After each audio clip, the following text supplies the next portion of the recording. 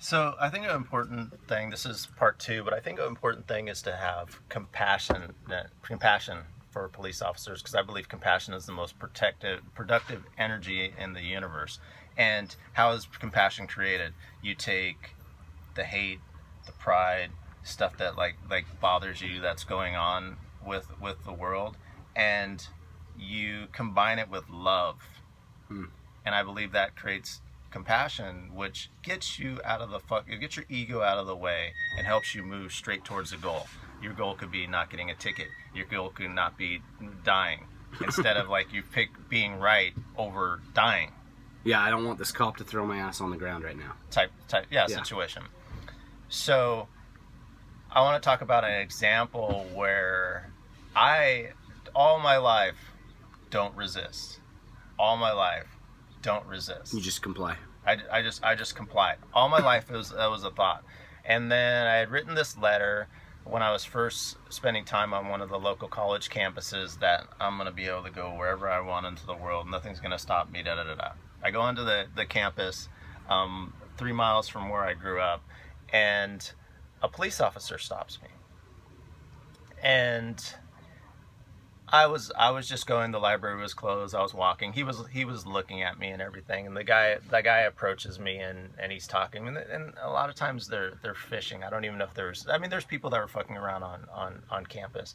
But he said there is a lot of gangbangers and homeless people. And so that's what he said, messing things up on campus. So that's how he approached me. I mean, you can like come up with a better story than that. type situation. I mean, I had some jeans with holes in them, but they're like $150 jeans. My ex bought them. I didn't buy them. So you feel like, I think what you're saying is you felt like he was kind of putting you into one of those categories. Yeah, I mean, the fact that he said it. Right. I mean, that's what his reason for stopping me. I know a student that I was dealing with at the time that was around my age that actually did time in prison. White dude, shorter hair than you, and glasses. He looked like a professor. I know they're not stopping him 5 minutes after somebody that looked exactly like him did something. Did some shit. But they're stopping you. Yeah. So he approaches me all my life without not comply. He says he's gonna search me. So I'm like, I'm fine. I'm complying. So he puts my hands behind my back like this, and he grabs his finger around my pinkies, and I thought he was gonna put cuffs on me. Why did he? Was that just an accident, or was that like a tactic that he meant? I think it was a tactic. Okay. And so all my life, don't resist no matter what. And my first impulse was to move. Yeah, was to move. But since I'm a peaceful man and I meditate, I was doing a you breath. Were mindful. I took a breath. Yeah, I took a breath. But I mean, the difference between I've got very, very fast hands, and then the way I look at it, because I look at any situation going that I'm the adult in the room, that I'm like, no matter what he does, I'm not going to buy into his stuff. I would say beating up my mom or beating up my 6-year-old niece, that's the only thing I think that I would snap. Right. That I'm just like, all this shit goes out the window. Because who wouldn't? Yeah. And maybe this stuff wouldn't be appropriate at that point anyway. Yeah. Now it's your duty to protect somebody. But if I'm somewhere and my mom's freaking yelling and she's freaking like flying around, I'm gonna tell her to shut. Hey, like, don't fucking fool around. Yeah, trust me. Yeah. If you ever seen me around my mom, and my mom's not a flailer, but she could buy into stuff just like anybody else, and then be put in that situation. I like when my friends are around and I'm holding them accountable. And I had one college student one time that was shooting a fake gun around police officers, and they approached us differently. He could have done that if I wasn't there, and I was chilling. There. These police officers were like surrounding him, and they were surrounding me, and I'm like, dude, Kevin, you can't fucking Put do that that shit shit away. when you're fucking around Me. me. You cannot do that because they see us as one, and they're not thinking, oh, just that guy's just doing. They're seeing us as fucking one, and they may not be afraid of you because you look like a fucking Disney character. Yeah. I mean, on one level, it makes me really sad. Like we're laughing a little bit. That's funny they did that shit. It's really sad because my youngest son is black. We adopted him, and I think I might have said this last time we talked, but I never had to think about that crap, ever. And now I have a black son, and after having a lot of conversations with other black folks about raising our son, and also just watching what's going on and being aware, it is something I have to worry about. So the 3 things you're talking about, like learning to make eye contact, learning not to move laterally or quickly, and then listening and complying, that's now a part of my life. Whereas before, it was just something that, like, I just would talk to cops. And now it's like teaching my kids, especially Ziggy, my youngest, like, this is something you have to be aware of. And I love that you said that because you're a peaceful man and you meditate, you took a breath. And I think we can apply that to these 3 things. If people are wondering, okay, that's great, I'm supposed to make eye contact, I can do that. But not moving laterally and listening and complying, that's really hard for me. I think you just gave some really good advice. Okay, take a breath. And if in the moment you don't think to take a breath, well, then you need to do some meditation every day. Go home and practice taking a breath for 10 minutes every day, so that when you're in that situation, you have the presence of mind to stop. But also the reason, make it a part of your life. Right. Because there's a lot of spiritual people that don't, they go to church, and then how the person that they are in church has nothing to do with the person that they are outside of the I like to for most of my life, I'm the same person in different parts of my life that I go into, which weeds out a lot of people. But also, as freedom being my number one value, that's important to. When you say it weeds out a lot of people, you mean you're being your authentic self all the time, and so there are some people who just are no longer attracted to you because you're not being a certain way. Is that correct? What I mean? Correct. Gotcha. Any communities that come together, we talked about this in the another podcast, is any communities come together share truths and lies. Yeah, absolutely. And that's, they have a narrative or a story. That's another thing that I do with when I'm approached by police is I notice when I tell them that's just the straight truth, a lot of times they didn't believe me. So what I do is, my nickname's Jedi Steve, and I believe I'm like an actual Jedi, but there's no place I go that I meet with other Jedis or wherever the situation is.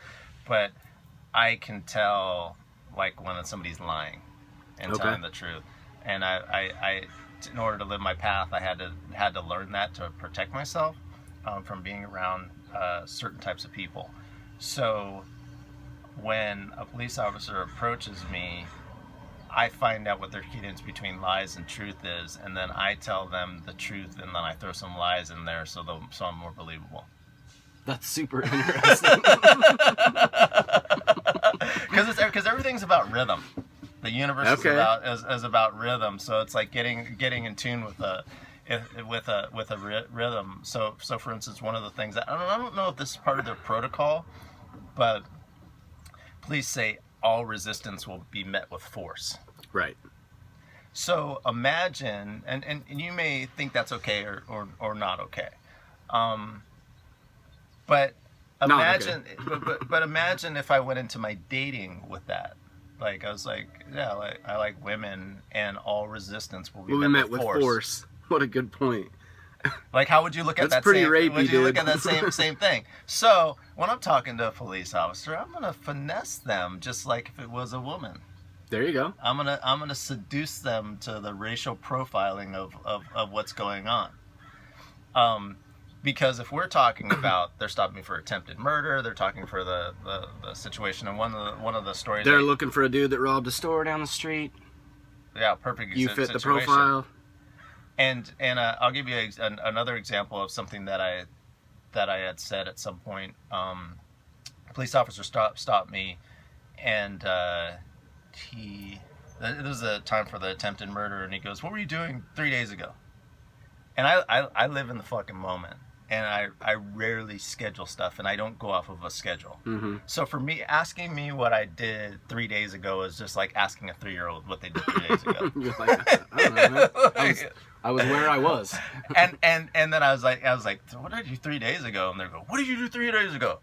And I said, and it's actually the guy that had walked up to me in the coffee shop. He's a priest, and he had said at one point he told his wife that I wander around all day, and I was offended that he said that. He said that, but I used it to the police. I go, pretty much, you can go to Starbucks. I go there every morning, and then I wander around all day, and then I pause. I'm not defending myself.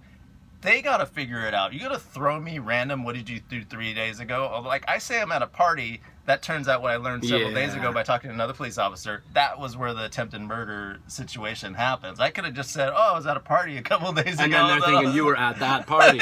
Yeah, it's like I don't know. But so instead what you're saying is you just said, oh, I was just wandering around. I just wander around, and then you put that on them, and they got to figure out what does it mean that he was just wandering around. Yeah, and then they got to like come up with like other questions. Well, where were you wandering to? I don't know, man. Starbucks, the grocery store. Yeah, because what I do. Yeah, it's so one of those things, and a lot of people will think, oh, you're being a jerk and everything. I was like, no, I don't have to fucking do their job. No. Like, I don't fucking have to do their job.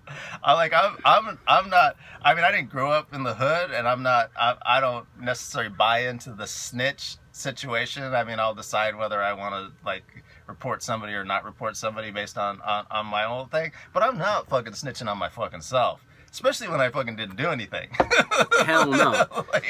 But then I think what you are saying is it's okay to maintain your own integrity and that means that you can comply, you can listen and comply, but you can also be authentic. Correct. Right? It doesn't mean that you have to bow down and be submissive or subversive. It just means that you got to listen and comply. In one of the videos that I made more entertaining, the third step I was saying become German, and the meaning behind that is there are a lot of Jewish people that during Nazi in Nazi Germany, not Nazi Germany today, Nazi Germany when it was actually Nazi Germany, right? That they became German to protect themselves.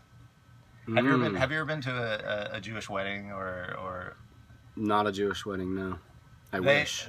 Jewish weddings or the bar mitzvahs, they party like crazy. Sure. They're different Jewish people than you see in public. Right. Type of stuff, and a lot of that, in my theory, I think it's a lot of fear based on sharing that with other people outside of it, and I think a lot of that was potentially put from Hitler and having to comply because in Nazi Germany they were having the Germans tell on each other. They're having a lot of people telling. They had like a lot of Jewish people that were police that were helping round up a lot of the Jewish people, so to be able to comply. And German people and I think Germans would like get the most kick out of it. German people are very like. They're good engineers. They sit very proper and everything like that. So a lot of Jewish people had to like stuff that into them. So when a police officer stops me, I become German. Yeah, I like that. That's really good. Hold on, we gotta push pause.